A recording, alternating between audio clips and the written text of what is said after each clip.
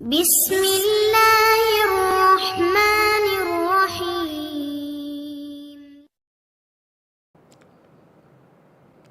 அஸ்ஸலாமு அலைக்கும் வரஹ்மத்துல்லாஹி வபரகாத்துஹு. அன்பிற்குரிய சகோதர சகோதரிகளே, நேற்றைய தினம் புகாரி ஹதீஸுடைய 98வது ஹதீஸின் ஒரு பகுதி வரைக்கும் பார்த்தோம். எஞ்சிய பகுதியை இன்றைக்கி பார்க்கலாம். என்ன பார்த்தோம் என்று கேட்டால், ரசூல் ஸல்லல்லாஹு அலைஹி வஸல்லம் அவர்கள் பயான் பண்ணுறாங்க பெருநாள் தினத்தில். அது பெண்களுக்கு கேட்கலன்னு நினைக்கிறாங்க. நினச்சிட்டு பெண்கள் பகுதிக்கு போய் அங்கே ஒரு உரை நிகழ்த்தினார்கள் என்பது தான் நேற்று உள்ள விஷயம்.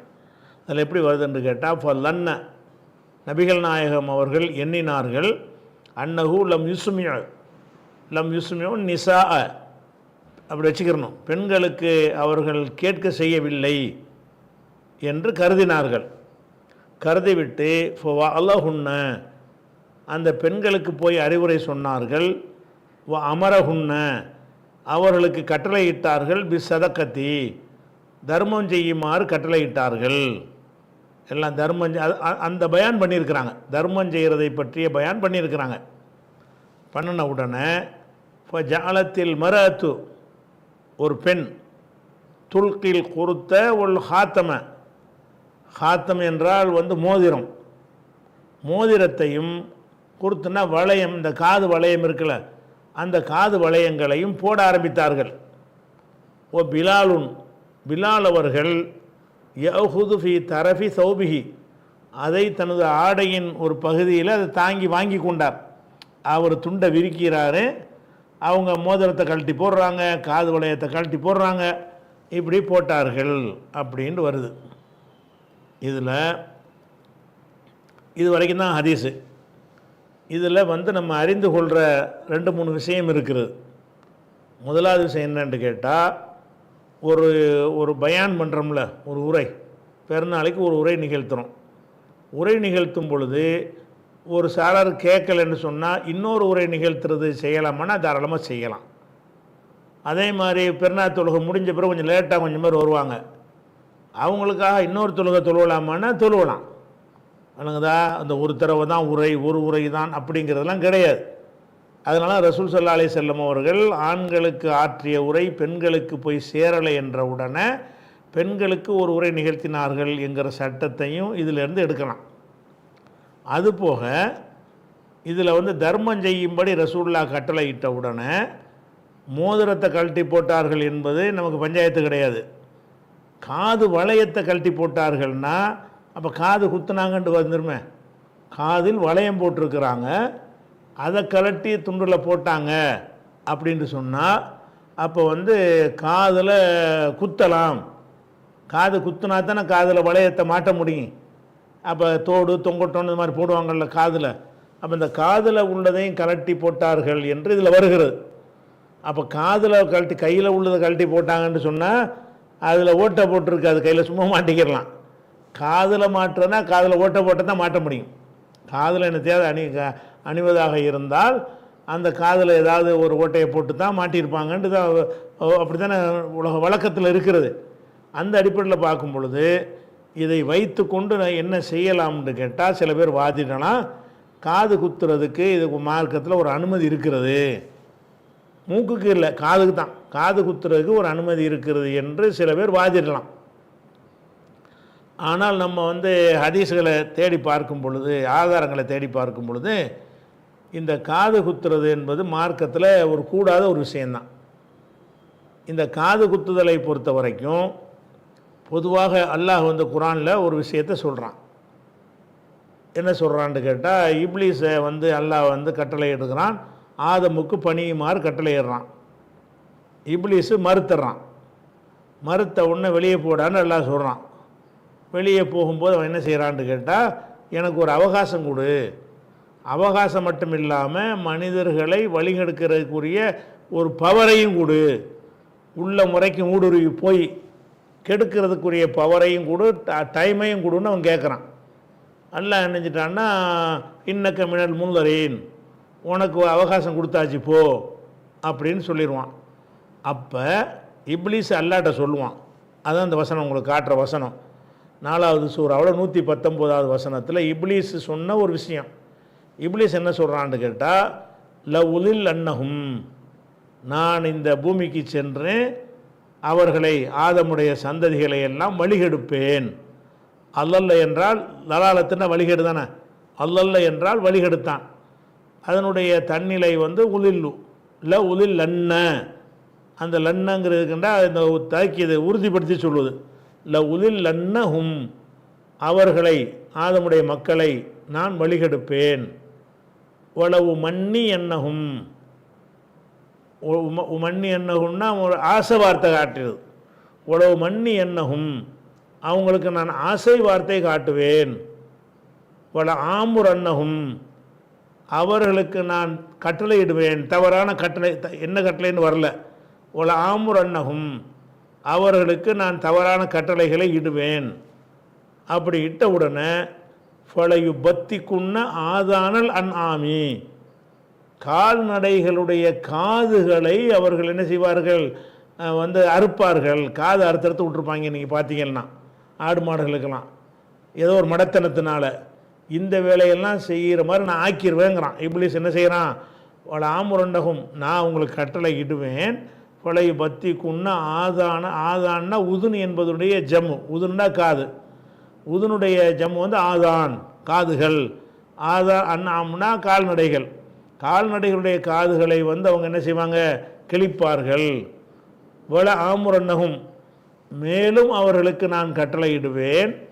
ஃபலையு கையிருன்ன, அவர்கள் மாற்றிக்கொள்வார்கள். ஹல்கல்லாஹி, அல்லாஹு படைத்த அந்த கோலத்தை மாற்றுவார்கள். நான் என்ன வேலையை செய்ய போகிறேன்னு கேட்டால், இவங்களுக்கு போய் தப்பான ஒரு ஆசையெல்லாம் காட்டணுன்னு என்ன செய்வாங்க, ஆடு மாடு காது போய் வெட்டுவாங்க. அவங்களுடைய கோலத்தை மாற்றிடுவாங்க. ஃபலைய கையுருன்ன, இந்த மனிதர்கள் மாற்றுவார்கள். ஹல்கல்லாஹி, அல்லாஹ்வுடைய படைப்பை என்றால் அந்த படைப்புடைய கோலத்தை மாற்றி விடுவார்கள். அந்த மாதிரி நான் ஆக்கிடுவேன் அப்படின்னு இப்லீஸ் அல்லாஹ்ட்ட சொல்கிறான். இது அல்லாஹ் எடுத்து காட்டிவிட்டு, ஒமை எத்தகைது ஷைத்தான வலியன், இப்படி சொல்லிட்டு தான் வந்திருக்கிறான் அவன். ஷைத்தானை யார் வழியாக பொறுப்பாளராக ஏற்றுக்கொள்கிறீர்களோ, மிந்துனில்லாய், அல்லாஹை விட்டு ஷைத்தானை யார் பொறுப்பாளராக ஆக்கி கொள்கிறார்களோ, ஃபக்கத் ஹசிர ஹுஸ்ரான் முபீனா, அவர் பகிரங்கமான நஷ்டமடைந்து விட்டார். ஹசிரண்டா நஷ்டமடைகிறது. ஃபக்கத் ஹசிர, அவர் நஷ்டமடைந்து விட்டார். ஹுஸ்ரானன் முபீனா, தெளிவான நஷ்டமாக நஷ்டமடைந்து விட்டார் அப்படின்னு அல்லாஹ் நமக்கு எச்சரிக்கிறான். இப்போ இப்லீஸ் என்ன சொல்லிட்டு வர்றான் அல்லாட்ட, நான் போய் அவங்களுக்கு மனசில் புகுந்து சில காரியங்களை செய்யுமாறு சொல்லுவேன். அதையெல்லாம் செய்வாங்க. அதில் முக்கியமான காரியம் என்னன்னு கேட்டால், நீ ஒரு கோலத்தில் மனுஷனை படைச்சிருக்கிறாய், அதை போய் மாற்றிடுவாங்க. ஃபலை கையுருன்ன ஹல்கல்லா, அல்லாஹு படைத்ததை மாற்றுவார்கள். அல்லாஹ் ஒரு விதமாக அந்த படைப்பையே மாற்றுவது. அப்போ ஆடு மாடுகளுடைய காதை வெட்டுறதுங்கிறது அது தனி விஷயம். அதுவே தப்புன்னு வருது. இதில் அதே தப்புன்னு வருது. வேறு என்ன வருதுன்னு கேட்டால், மேலும் நான் கட்டளையிடுவேன். ஒரு ஆமுரன்னகும், அவர்களுக்கு நான் கட்டளையிடுவேன். இப்லீஸ் ஆகிய நான் கட்டளையிடுவேன். ஃபலையு கையுருன்ன ஹல்கல்லா, அல்லாஹு படைத்ததை மாற்றுவார்கள். அல்லாஹு படைத்ததை நீ மாற்றுவார்கள், அதை செய்ய வச்சிருவேன் அப்படின்னு சேலஞ்சு பண்ணுறான் அல்லாஹ்விடத்தில். இந்த சேலஞ்சு அல்லாஹ் சொல்லி காட்டிட்டு அவன் சொல்ல கேட்டுறாதேன்னு எச்சரிக்கிறான். இப்படி சொல்லிட்டு வந்திருக்கிறான், உங்கள் மனசில் பூந்து உங்களை கெடுப்பான். அவனை நீங்கள் நான் பொறுப்பாளர் ஆக்கிட்டீங்கன்னா பெரிய நஷ்டம் உங்களுக்கு தான் அப்படின்னு அல்லாஹ் எச்சரிச்சிட்டான். இப்போ காது குத்துறதுங்கிறது என்னது? அல்லாஹ் படைத்த படைப்புடைய கோலத்தை மாற்றுறது தானே. காதில் ஒரு ஓட்டை இருக்கிறது தான் அழகுன்னு அல்லாஹ் அதை படைச்சிருப்பானே. காதில் ஒரு துவாரம் இருப்பது தான் பெண்களுக்கு அழகு என்று இருந்தால், மூக்கில் ஒரு ஓட்டை போட்டு வைப்பது தான் அது அழகு என்று இருந்தால், அந்த அழகான அனைத்தையும் அல்லாஹ் அவனே படைச்சிட்றான். பெண்களுக்கு எதெல்லாம் அழகு என்று அல்லாஹ் நினைக்கிறானோ அது அனைத்தையுமே கொடுத்து தான் பெண்கள் எல்லாம் படைச்சிருக்கிறான். அப்படி இருக்கும் பொழுது நீ என்ன படைச்சிருக்கிற, இங்கன்னு ஒரு சில ஓட்டைகளை போட்டிருக்கணும், விட்டுட்டியே, இங்கன்னு கொஞ்சம் ஓட்டையை போட்டிருக்கணும், இது தவற விட்டுட்டியேன்னு அல்லாஹ்வுக்கு பாடம் சொல்லி கொடுக்குற மாதிரி இந்த காரியத்தை செய்கிறாங்க. அப்போ அதைத்தான் சொல்கிறான், ஃபலைய கையுருன்ன ஹல்கல்லா, அல்லாஹு படைத்ததை மாற்றுவார்கள் இருக்கல. இப்போ காது குத்துதல் என்பதில் அல்லாஹு படைத்ததை மாற்றுதல் என்பது வருதா வரலையா? அல்லாஹ் காதில் ஓட்டெல்லாம் படைச்சிருக்கிறான். நீங்கள் போய் அதில் ஒரு ஓட்டை மேக்கப் போடுறது பவுடர் போடுவது என்பது படைப்பில் செய்கிற மாற்றம் கிடையாது. அது சில ஊனங்களை ஒரு 6 விரல் ஒருத்தனுக்கு இருக்கும், அதை வெட்டி எடுக்கிறது மருத்துவ ரீதியான அது குறைபாடுகளை சரி செய்கிறது, அது வேறு விஷயம். அப்படி இல்லாமல் சகட்டுமணிக்கு எல்லா பெண்களுக்கும் காதில் ஒரு ஓட்டை இருக்க வேண்டும், மூக்கில் சில ஓட்டைகள் ஒரு ஓட்டை கிடையாது, இப்படி இப்படி வரிசையோളം குத்தி வச்சுருப்பாங்க அவனுக்குதா. ஒரு ஓட்டையில் ஆரம்பித்து இப்படி இப்படி இப்படி இப்படி என்ன செய்யும் கடைசி வரைக்கும் அதுபாடு எக்கச்சக்கமான துவாரங்களை போட்டு வச்சுருக்கிறாங்க. இதெல்லாம் இருந்தால் தான் பெண்களுக்கு அழகு அப்படின்னு இவங்க நினைக்கிறாங்க. ஆனால் அல்லாஹ் என்ன செய்கிறான், அது இல்லாமல் படைச்சிருக்கிறான்.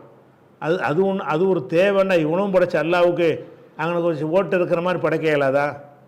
பெண்களுக்கு ஆண்களுக்கு வித்தியாசமான பல விஷயங்களை அல்லாஹ் தந்திருக்கும் பொழுது இங்கின சில ஓட்டைகள் இருப்பது பெண்களுக்கு ஒரு அவசியமானது என்று அல்லாஹ் கருதி இருப்பானேயானால் படைக்கும் போதே அதை என்ன செய்யணும், அல்லாஹ் அது மாதிரி ஆக்கிட்டு போயிருப்பான். அப்படி ஆக்கலை. அப்போ இந்த வேலையை யார் காது மூக்கெல்லாம் குத்துக்கிறார்களோ அவங்க என்ன செய்கிறாங்கன்னா அல்லாஹ்வுடைய படைப்பில் மாற்றம் செய்கிறார்கள்னு இந்த வசனத்துக்கு முரணாக இருக்கிற காரணத்தினால் காது மூக்கெல்லாம் குத்தாதீங்கன்னு நம்ம சொல்லுகிறோம். ஆனால் இந்த ஹதீஸை கொண்டாந்து காட்டுவாங்க, காது வளையத்தை கழட்டி போட்டாங்களே அப்படின்னு காட்டுவாங்க. அதுக்கு என்ன பதில் ரெண்டாவது வச்சுக்கிறோம். ஆனால் இது அல்லாஹ்வுடைய படைப்பில் மாற்றம் செய்வதா இல்லையா? நீங்கள் செஞ்சு பாருங்கள். அல்லாஹ் சைத்தான் 1000 வேலையை செய்ய போகிறான், அதில் இதை பிரத்யேகமாக அல்லாஹ் சொல்லி காட்டுறான். இதை மட்டுமா சைத்தான் செய்கிறான்? துழுவாமல் ஆக்குறான், நோன்பு வைக்காமல் ஆக்குறான், ஜக்கா அதையெல்லாம் இல்லை சொல்லவே இல்லைங்க. வழிகெடுப்பேன்னு ஒத்த வாரத்தில் முடிச்சு விட்டான். இதை குறிப்பிட்டு அல்லாஹ் சொல்கிறான். சைத்தான் செய்கிற வேலை முக்கியமான வேலை என்னன்னு கேட்டால் அல்லாஹ்வுடைய படைப்பில் மாற்றத்தை செய்வது, அல்லாஹ் படைத்த கோலத்தில் மாற்றத்தை செய்வது என்பது முக்கியமான ஒரு சைத்தான் வேலை என்று அல்லாஹ் செஞ்சு காட்டுறான், சொல்லி காட்டுறான். அப்போ சைத்தான் தான் இதை செய்கிறான் என்று சொல்லிவிட்டு இதை கேட்டீங்க, சைத்தான் சொல்ல கேட்டிங்கன்னா கடும் நஷ்டம் உங்களுக்கு என்றும் இதில் எச்சரிக்கிறான். அப்போ நம்ம காது குத்துறவர்கள் என்ன செய்கிறாங்க, காது குத்துனார்களே ஆனால் அவங்க தெளிவான நஷ்டம் அடைந்து விட்டார்கள். இந்த வசனத்திலிருந்து விளங்குதா? சரி, அடுத்தது புகாரில் ஒரு ஹதீஸ் வருது, 5931வது ஹதீஸ். அதில் என்ன செய்கிறாங்கன்னு கேட்டால் ரசூலுல்லாஹ் சொல்கிறாங்க, லானல்லாஹுல் வாஷிமாத், பச்சை குத்துறாங்கல்ல, பச்சை குத்துறது கையில் பச்சை பேர் இதெல்லாம் அடையாளங்கள்லாம் குத்துறாங்கல்ல, அந்த வாஷிமாத்துங்கிற அந்த பச்சை குத்துறவங்களை ரசூலுல்லாஹ் சபிக்கிறாங்க. ஒல் முஸ்தௌஷிமாத்தி, பச்சை குத்துறவள்னு சொன்னால் அதை தொழிலாக பண்ணுறாள்ல அவளுக்கு பேர் வாஷிமாத்து. எனக்கு குத்துன்னு போய் கேட்குறாள்ல, பச்சை குத்துமாறு கேட்கக்கூடியவர் கஸ்டமர். வாஷிமாத்துங்கிறது பச்சை குத்துற தொழில் செய்கிறவள். முஸ்தௌஷிமாத் என்பது அது கஸ்டமராக போய் எனக்கு இங்கே பச்சை குத்துங்க அங்கே பச்சை குத்துங்கன்னு கேட்கக்கூடிய வெகுஜன மக்களில் உள்ளவங்களை குறிக்கும். அப்போ ரசூலுல்லாஹ் சொன்ன செய்கிறாங்கன்னு கேட்டால் லஅனல்லாஹுல் வாஷிமாத்து, அந்த இதில் நமக்கு இது மட்டும் வச்சுக்கிறோமே, அதை சொல்லிவிட்டு அல் முகையிராத்தி ஹல்கல்லா, இதுதான் முக்கியமானது. ரசூலுல்லாஹ் சபிக்கிறாங்க. சபிக்கிறதுல யாரை முக்கியமாக சபிக்கிறாங்கன்னு கேட்டால் அல் முகையிராத்தி ஹல்கல்லா, அல்லாஹ்வுடைய கோலத்தை மாற்றுகிற பெண்கள், பெம்புளை தான் அதை செய்வாங்கன்னு. அது பொதுவாக அந்த வசனத்தில் ஆண்கள் பெண்கள்னு பிரித்து சொல்லலை. இந்த ஹதீஸில் எப்படி வருதுன்னு கேட்டால் அல் முகையிராத்தி ஹல்கல்லா, அல்லாஹ் படைத்த கோலத்தை மாற்றுகிற பெண்களை ரசூலுல்லாஹ் சபித்தார்கள். அல்லாஹ் கோலத்தை எந்த பெண்கள்லாம் மாற்றுகிறார்களோ, அல்லாஹ்வுடைய படைப்பின் கோலத்தை, படைப்பு அமைப்பையே, அல்லாஹ் படைத்திருக்கிற உருவ அமைப்பையே யார் மாற்றி கொள்கிறார்களோ அவங்கள ரசூலுல்லாஹ் சபித்தார்கள் என்று இந்த ஹதீஸில் வருகிறது. அதே மாதிரி 95வது வசனம் சூராவில் 4வது வசனத்தில் அல்லாஹ் என்ன சொல்கிறான்னு கேட்டால் லக்கது ஹலக்கனல் இன்சான, மனுஷனை நம்ம படைத்திருக்கிறோம், ஃபி அஹ்சனி தக்வீம், அழகான வடிவமைப்பில் படைத்திருக்கிறோம். மனுஷனை அழகான வடிவத்தில் அல்லாஹ் படைத்திருக்கிறோங்கிறான். இவன் என்ன செய்கிறான்னு, அழகாவெல்லாம் படைக்கலை, இங்கெல்லாம் ஓட்ட போட வேண்டியெல்லாம் விட்டுட்ட, நாங்கள் தான் அதை அழகாக்கிக்கிட்டோன்னு இவன் சொல்கிறான். அழகாக படைச்சிருக்கேன்னு சொன்னால் அதுக்கு மேலே அந்த படைப்பில் மாற்றம் செய்யக்கூடாது. அல்லாஹ் உங்களை படைச்சிருக்கிறது தான் அழகு, அதுக்கு மிஞ்சி அழகு ஒன்றும் கிடையாது. அதுக்கு மிஞ்சி நீங்கள் எதை செஞ்சாலும் சரி, அழகுன்னு நினச்சி செஞ்சாலும் சரி, அது சைத்தான் வேலை. அப்போ லக்கது ஹலக்கனல் இன்சான, மனுஷனை நம்ம படைத்திருக்கிறோம், ஃபி அஹ்சனி தக்வீம், அழகான வடிவமைப்பில் படைத்திருக்கிறோம் அப்படிங்கிறான். அப்போ அழகான வடிவமைப்பில் மனிதனை அல்லாஹ் படைச்சேன்னு சொல்லும் பொழுது இல்லை இல்லை அது அழகு கொஞ்சம் கொஞ்சம் சிலது விட்டுட்டான்ல அப்படின்னு குற்றம் சுமத்துற மாதிரி அப்படி நேரடியாக அப்படி சொல்வது இல்லை. அந்த மாதிரி அர்த்தம் வரும் வகையில் காது மூக்கு குத்துவது என்பது அது அல்லாஹ்வை குறை சொல்கிற மாதிரி உள்ளது என்று பார்த்தாலும் இந்த காது மூக்கு குத்தக்கூடாது. அதே மாதிரி 23வது சூறாவில் 14வது வசனத்தில் அல்லாஹ் என்ன செய்கிறான்னு கேட்டால், மனித படைப்பு எப்படி கருவறையில் உருவாகிறது, அது விந்தாக இருந்தது, அது சதை துண்டாக மாறியது, அதுக்கப்புறம் எலும்பு உண்டானது, அதுக்கப்புறம் இறைச்சி உண்டானது, அதுக்கப்புறம் மனித படைப்பை உண்டானது அப்படின்னு அதை சொல்லிக்கிட்டு வரும்போது கடைசியாக முடிக்கிறான், ஃபதபாரக்கல்லாஹு அஹ்ஸனுல் ஹாலிகீன். அல்லாஹ் அவனுக்கு பேர் வச்சுக்கிட்டான் அஹ்ஸனுல் ஹாலிகீன், படைப்பவர்களில் அழகுற படைப்பவன், அழகுற படைக்கும் அல்லாஹ் பாக்கியவான் அப்படின்னு நல்லா சொல்கிறான். அப்போ நான் எப்படிப்பட்ட ஆள்னு கேட்டால் அஹ்ஸனுல் ஹாலிகீன், எவனோ என்னத்தையும் படைப்பாங்க, என்னை மாதிரி அழகாக எவனும் படைக்க இயலாது அப்படின்னு சொல்லி இந்த படைப்பை அழகாக செய்வதில் எனக்கு மிஞ்சி யாரும் இல்லை என்று அல்லாஹ் தன்னை அஹ்ஸனுல் ஹாலிக்குன்னு மட்டும் சொல்லாமல் அஹ்ஸனுல் ஹாலிகீன், படைப்பவர்களிலே ரொம்ப அழகுற படைப்பவன் என்று அவனுக்கு அல்லாஹ் பேர் சூட்டி இருக்கிறான். இந்த காது மூக்கு குத்துதல் என்பது அதை குறை காண்ற மாதிரி இருக்கிறது. அழகவனம் படைக்கலையே, இதெல்லாம் இருந்து அவ்வளோ அழகாக இருக்குது, இது இல்லாமல் ஆக்கிவிட்டிய அப்படிங்கிற மாதிரி வரும்போது அல்லாஹ்வுக்கு எதிரான ஒரு நிலைப்பாடாகத்தான் இந்த காது மூக்கு குத்துதல் என்பது வருகிறது. அதே மாதிரி 35வது சூறாவில் 125 வசனத்துலேயும் அல்லாஹ் என்ன செய்கிறான்னு கேட்டால், ததுவுன பாலன்னு சொல்லி ஒரு சிலையை வணங்கிட்டு இருந்தாங்க அந்த ஹூது சமுதாயம். அவங்கள பற்றி எல்லாம் சொல்லும்போது ததுவுன பாலை நீங்கள் வணங்குகிறீர்களா, ஓ ததருன அஹ்ஸனல் ஹாலிகீன், அழகிய படைப்பாளனை விட்டு விடுகிறீர்களா. அல்லாஹ் அவனுக்கு பேர் என்ன, அழகிய படைப்பாளன் அவனுக்கு ஒரு பேர். அப்போ அழகிய படைப்பாளனை விட்டு இந்த பாலுங்கிற சிலையை போய் வணங்குறீங்களான்னு சொல்லி அந்த நபி கேட்டார்களேங்கிற ஒரு விஷயம் வருகிறது. அப்போ இது எல்லாத்தையும் வச்சு பார்க்கக்கூடிய நேரத்தில் இது காது மூக்கு குத்துதல் என்பது அது அல்லாஹ்வுக்கு எதிரான ஒரு செயல் என்று தான் பழிச்சென்று தெரிகிறது. அது போக அப்போ இந்த ஹதீஸுக்கு என்ன செய்கிறது, இது திருப்பி இந்த ஹதீஸுக்கு வரணும்ல. காது மூக்கு குத்துது சரியில்லைன்னு சொன்னீங்கன்னா அப்போ எதுக்காக வேண்டி காது வளையத்தை கழட்டி போட்டாங்கன்னா காதில் வளையம் இருந்துச்சுன்னு தானே அர்த்தம், வளையம் இருந்துச்சுன்னா காது குத்துனாங்கன்னு தானே அர்த்தம் அப்படின்ற மாதிரி ஒரு வாதத்தை வைக்கலாம். இதுக்கு நம்ம வேறு வியாக்கியம் வளையம் ஓட்ட போடாமல் வேறு மாதிரி போட்டிருப்பாங்கன்னா அப்படிலாம் வழக்க சொல்ல வேண்டியதில்லை. காது குத்தியே இருக்கட்டும், அதில் வளையமே போட்டு இருக்கட்டும். இதில் இருந்து காது குத்தலாம்னு எப்படி வரும்னு வராது. ஏன்னு கேட்டால் ஏற்கனவே இஸ்லாத்துக்கு வருவதற்கு முன்னாடியே அவங்க காது குத்திய நிலையில் இருக்கிறார்கள். அப்படி இருக்கிறவர்கள் அதில் அணிந்து கொள்வதை இஸ்லாம் தடுக்காது.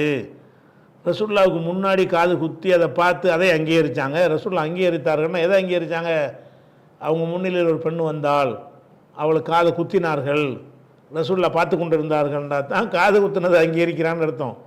காது குத்துனது ஜாகிலியா காலத்தில் குத்திருக்கிறாங்க, அதில் ஒரு வளையத்தை போட்டு வர்றாங்க. அப்போ அந்த வளையம் போட்டு ரசூலுல்லா தடுக்கலை. அப்போ இந்த ஹதீஸில் என்ன அர்த்தம் வருதோ அதையும் நம்ம எடுத்துக்கிறோம்.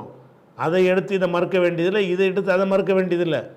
அதில் என்ன சொல்லப்படுதோ அதையும் எடுத்துக்கிடுவோம், இதில் என்ன சொல்லப்படுதோ இதையும் இதில் என்ன சொல்லப்படுது, ஏற்கனவே காது குத்தப்பட்டு இருக்குமேயானால் அதில் ஆபரணங்கள் அணிந்திருப்பார்களேயானால் அதை அணிவதை ரசூலுல்லாஹ் தடுக்கலை. முன்னாடி உங்களுக்கு காது மூக்கு குத்தி அதில் நகையை நீங்கள் போட்டுக்கிட்டு இருந்தீங்கன்னு குத்துனது குத்தியாச்சு மரம் என்ன செய்கிறது, குத்துறதை தடுக்கலாமே தவிர முன்னாடி குத்துனதாக இருந்துச்சுன்னு சொன்னால் அதை யூஸ் பண்ணிட்டு போங்க, அதுக்கு அனுமதி இருக்குன்னு எடுக்கலாம். இந்த ஹதீஸ்லேருந்து விளங்குறத தான் என்ன விளங்கலாம்னு கேட்டால், ஏற்கனவே காது குத்தப்பட்ட ஒரு இடத்தில் நகை அணிந்திருந்தார்களேயானால் அதை ரசூலுல்லாஹ் அங்கீகரித்திருக்கிறார்கள், ரசூலுல்லாஹ் அதை தடுக்கலை. அதை நம்மளும் தடுக்காமல் இருக்க வேண்டியதுதான். புதுசாக பிறக்கிற பிள்ளைகளுக்கு நீங்கள் காது குத்தாதீங்க. உங்கள் அறியாமை காலத்தில் குத்தி இருந்தாங்கன்னா அதை நீங்கள் பயன்படுத்தினீங்கன்னா பயன்படுத்திட்டு போங்க அப்படிங்கிற ஒரு அனுமதிக்கு தான் இது ஆதாரமாக காட்ட முடியுமே தவிர, நல்லா இருக்கிற காதை பிடிச்சி குத்தினாங்கிறதுக்கு ஆதாரம் காட்டுறதா இருந்தால் அப்படி இந்த ஹதீஸில் இல்லை. அதுபோக குரானில் அதுக்கு கண்டனம் இருக்கிறது. குரானில் சைத்தான் வேலைன்னு சொல்லப்பட்டிருக்கிறது. அப்படியான ஒரு விஷயத்தை என்ன செய்யக்கூடாது, அது செய்யக்கூடாது. அதுபோக இந்த அழகுங்கிறது வந்து காதில் குத்துறது என்பது வந்து இந்தியாவில் இந்த மாதிரி சில பகுதிகளில் தான் இருக்குது. மேற்கத்திய நாடுகளில் வந்து அவங்களாம் காது மூக்கெல்லாம் குத்த மாட்டாங்க. வெள்ளைக்கார பெண்கள்லாம் காது மூக்கெல்லாம் குத்த மாட்டாங்க. அதில் நின்று வழங்குறது இந்த அழகுங்கிற நம்மளாக கற்பனையாக செஞ்சிகிட்ருக்குறோம். எல்லாருக்கும் அழகானதாக இருந்தால் எல்லோரும் அதை செய்வாங்களா இல்லையா? எல்லோரும் செய்ய காணாமல் சில பகுதிகளில் செய்கிறாங்கன்னு சொன்னால் அது ஒரு பாரம்பரிய வழக்கத்தினால் செய்கிறார்களே தவிர அது ஒரு அழகு அது அழகு அதிகரிக்கும் என்பதற்காக செய்ய கிடையாது. அதனால் வந்து இந்த காது மூக்கு குத்துறதுக்கு இது ஆதாரமாக காட்டக்கூடாது. எதுக்கு ஆதாரமாக காட்டலாம்னு கேட்டால், ஏற்கனவே குத்தப்பட்ட காதுகளை தூர்க்கணும்னு அவசியம் கிடையாது. தூத்தாலும் தூத்துக்கிறங்க, அல்லது நகை போட்டாலும் போட்டுக்கிறங்க, அதுக்கு அனுமதி இருக்குது என்பது தான் இதனுடைய சரியான புரிதலாக இருக்கும். அதுக்கு அடுத்தது அந்த ஹதீஸுக்கு திருப்பி வாங்க. அந்த ஹதீஸ் முடிஞ்சவுடனே ஒரு செய்தி சொல்கிறார், அதையும் பார்த்துடணும். அதாவது இதில்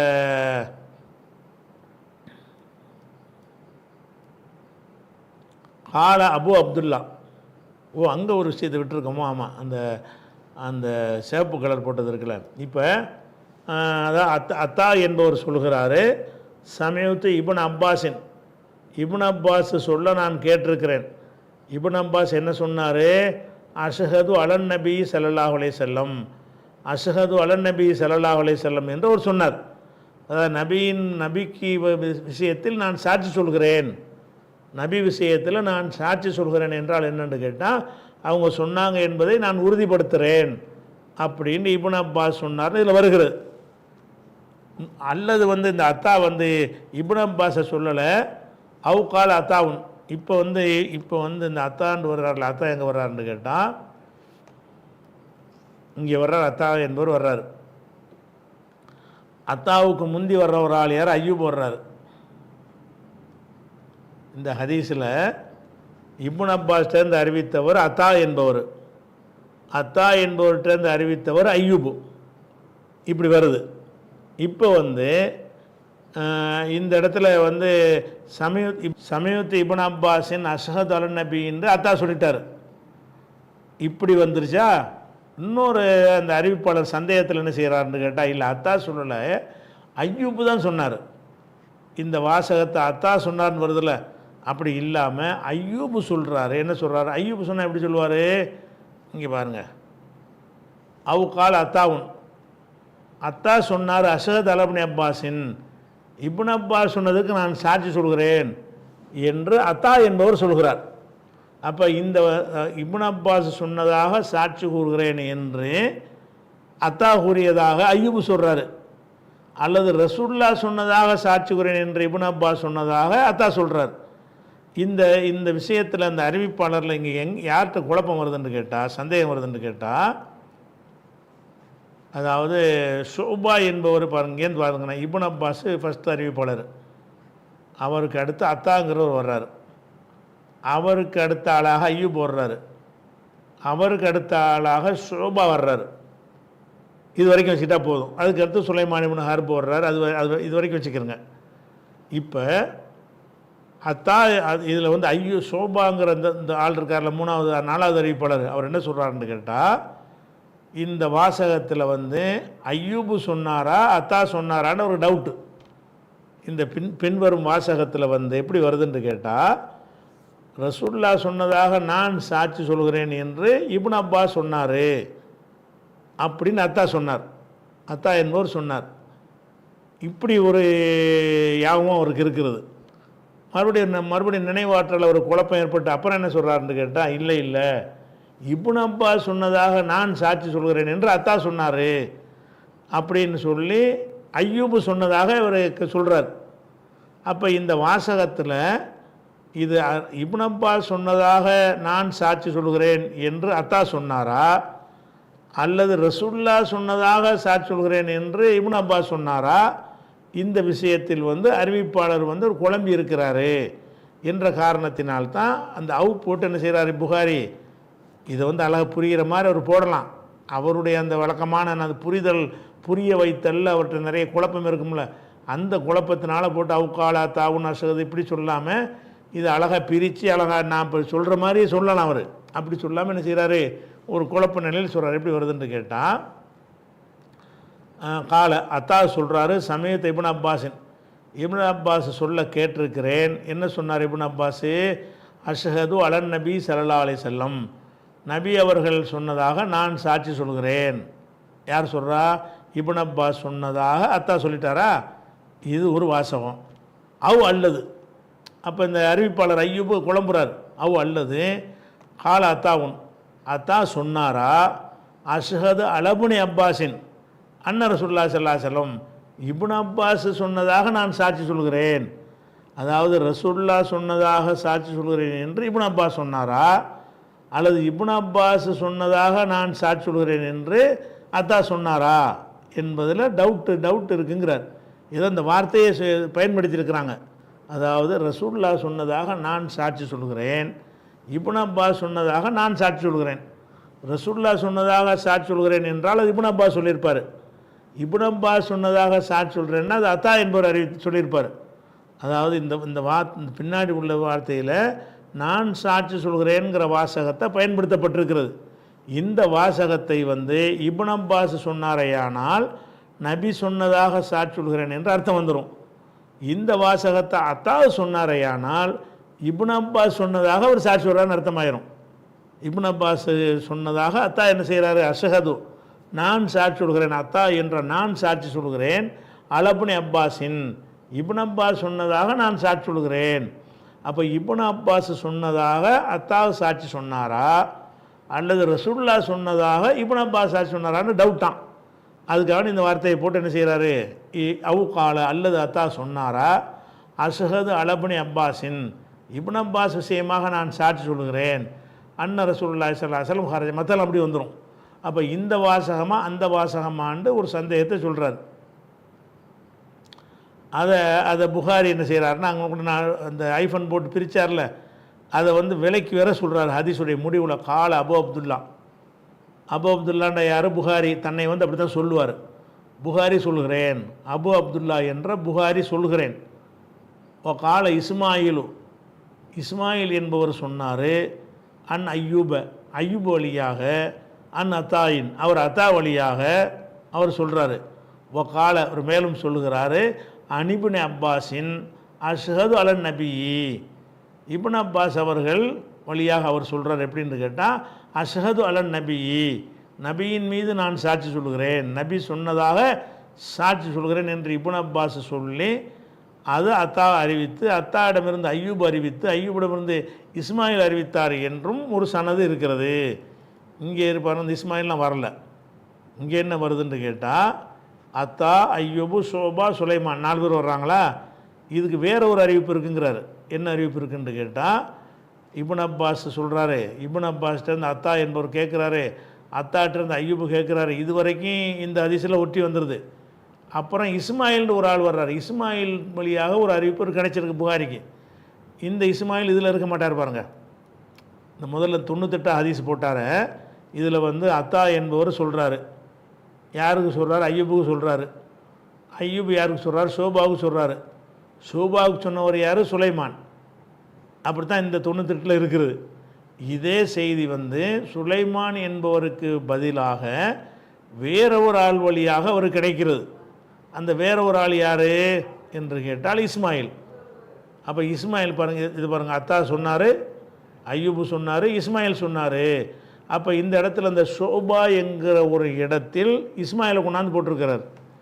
இங்கே ஐயூபுக்கு அடுத்து யார் வர்றான்னு பாருங்கள், ஐயூபு, இஸ்மாயில். அப்போ ஐயூபு என்பவர் யாருக்கு சொல்கிறாரு? இஸ்மாயிலுக்கு சொன்னார்ன்ட்டு இங்கே சொல்கிறாருல்ல. அங்கே ஐயூபு இஸ்மாயிலுக்கு சொல்லியிருக்க மாட்டார். இங்கே எப்படி வரும்னு கேட்டால், ஐயூபு ஷோபாவுக்கு சொல்வார். ஐயூபிடமிருந்து அறிவித்தாள் யார்? ஷோபா. அப்போ ஐயூபிடமிருந்து ஷோபா அறிவிக்கிற மாதிரி ஒரு சனதும் புகாரிட்ட இருக்கிறது. ஐயூபிடமிருந்து ஷோபாங்கிற இடத்துல இஸ்மாயில் என்பவர் அறிவித்ததாக ஒரு சனது இருக்கிறது. எனக்கு இந்த ஹதீஸுக்கு இன்னொரு சனதும் எனக்கு இருக்கிறதுன்னு சொல்ல வர்றார். வேறு ஒன்றும் இல்லை. என்ன சொல்ல வர்றாருன்னு கேட்டால், இதே ஹதீஸ் ஐயூப் வழியாக ஷோபா அறிவித்ததாக நான் இப்போ பதிவு செஞ்சுருக்கிறேன்ல, இந்த ஒரு சனது மாத்திரம் இல்லை, ஐயூபிடமிருந்து அவர் இஸ்மாயில் கேட்டதாக ஒரு சனது இருக்கிறது அப்படின்னு சொல்லி போட்டு இந்த ஹதீஸை சேர்த்துக்கணும். எப்படி வருது? கால அபு அப்துல்லா, புகாரியாகிய நான் சொல்கிறேன். ஓ கால இஸ்மாயிலு, இஸ்மாயிலு சொன்னார். யார் வழியாக சொன்னார்? ஐயூப் வழியாக. ஐயூப் வழியாக ஷோபா சொன்னார்னு தான் இந்த முந்தின ஹதீஸில் வந்திருக்கிறது. இங்கே யார் வர்றதுன்னா கால இஸ்மாயிலு அன் ஐயூப, இஸ்மாயில் ஐயூப் வழியாக சொல்கிறாரு. அன் அத்தாயின், அவர் அத்தா வழியாக சொல்கிறாரு. அப்போ இதில் இந்த ஹதீஸ் இப்னு அப்பாஸ் சொல்கிறாருன்னு வருதில்ல, இதே ஹதீஸை வந்து இப்போ பின்னாடி வச்சுக்கிறேன். இப்போ இதே ஹதீஸை இதுக்கு பின்னாடி வச்சுக்கிட்டோம்னு சொன்னால் இந்த ஒரு ஹதீஸுக்கு 2 சனது இருக்கிறது. ஷோபா என்பவர் இடத்துல வந்து இஸ்மாயில் என்பவர் போட்டும் ஒரு ஹதீஸ் இருக்கிறது, இஸ்மாயில் இடத்துல ஷோபா என்பவரை போட்டும் ஒரு ஹதீஸ் இருக்கிறது. 2 சனது இருக்கிறதுனால 2 ஹதீஸை எதுக்கு வெளியிடணும் என்பதற்காக அபு புகாரி என்ன பண்ணுறாருன்னு கேட்டால், அந்த ஷோபாவுடைய ஹதீஸை போட்டுவிட்டு அந்த ஷோபா இடத்துல இஸ்மாயிலையும் வச்சுக்கிறங்க, அப்படி ஒரு அறிவிப்பு இருக்கிறது. கால இஸ்மாயிலு அன் ஐயூப அன் அத்தாயின் அனிபின் அப்பாஸின், இதே தான், இது எல்லாமே கரெக்டாக வரும். இந்த இஸ்மாயில் மட்டும்தான் மாறுவார். அப்போ இஸ்மாயில் என்பவர் வழியாகவும் இந்த செய்தி எனக்கு கிடைத்திருக்கிறது, ஷோபா வழியாகவும் கிடைத்திருக்கிறது.